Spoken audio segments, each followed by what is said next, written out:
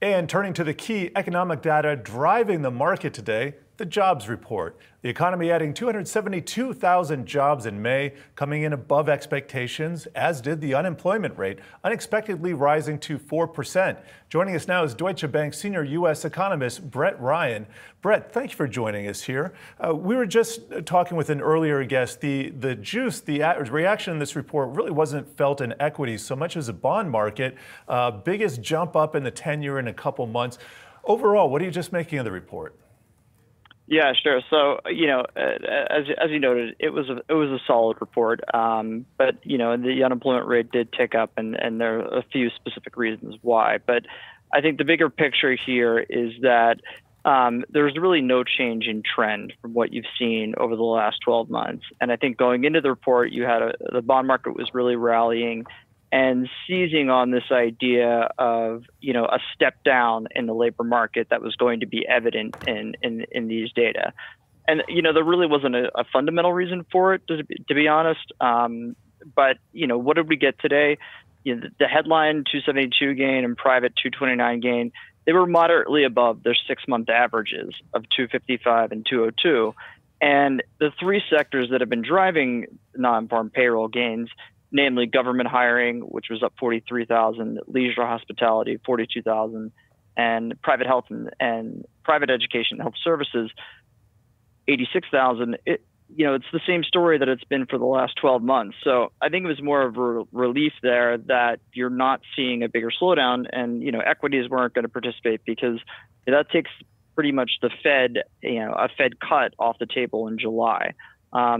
We think the Fed's going to want to kind of keep the door open for September, perhaps.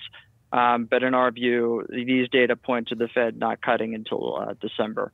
Hey, Brett, can you help us understand the gap between the two surveys? Whether this, I know it's not unusual to have a gap. Was the gap between the two, the magnitude of the gap unusual between the establishment survey and the household survey? Right. So the household survey was obviously less positive, with a 408,000 decline in employment, with a 157,000 increase in unemployment, which brought the unemployment rate up to 4%. That's the highest since November 2021. The issue is, on a monthly basis, employment and household and unemployment are very volatile. They're very volatile. This is a survey of 60,000 people. And so, but the way to compare these things is in the year-over-year growth rate, because over time, the year-over-year growth rate of household employment is going to generally track that of the establishment survey.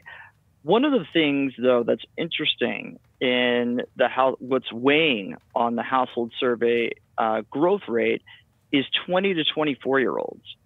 So employment for 20 to 24-year-olds is down 6% year over year, but employment for 25 to and above, and particularly prime age, is up 0.7, a more healthy 0.7%. That's closer to what the establishment survey is showing. And, it doesn't explain all of the gap between the household and the establishment survey in terms of growth rates. But another thing that may partly explain that gap is immigration. The establishment survey is more likely to pick up immigration impact.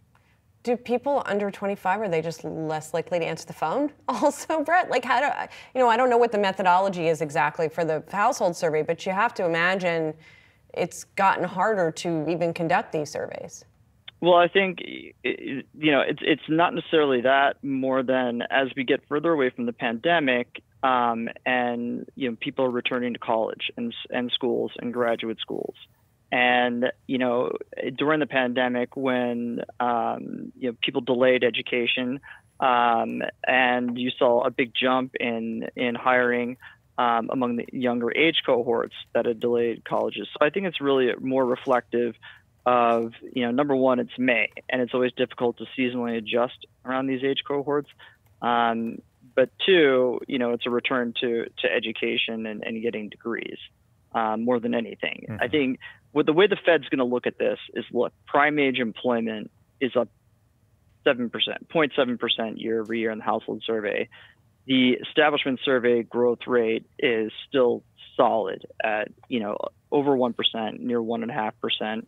the income from the payroll proxy, which is hours, wages, and jobs, is growing at 5.5% nominal. All of this is supportive of continued spending, continued consumer spending, and there's really no smoking gun here that would say the Fed should be in any urgency to cut rates preemptively. So it really becomes down to an inflation story. Next week, want to get your thoughts on what we're going to see next Wednesday. Couple big things, CPI and also the next Fed meeting Wednesday at the close. What are we going to be thinking? Yeah, so the fact that you have the CPI report on the morning of the meeting does add uncertainty into expectations for this report. And the Fed couldn't guide that much ahead of the time. Obviously, we expect them to remain on hold, as Powell talked about. It's really going to be about the summary of economic projections and how many rate cuts they take out based on the latest data. They're going to revise up their core PCE inflation forecast. This should be a hawkish outcome, and I think the Fed's going to want to keep its optionality, perhaps, to cut rates before the election, perhaps at the September meeting. But I think they're going to raise the 2024 and 2025 dots to take out 25 basis points of cuts, and with little other changes. And I think you're going to see the long run dot tick higher as well. So I think it's going to be more of the same. The Fed's going to say, listen, we see continued progress in better balance in the labor market.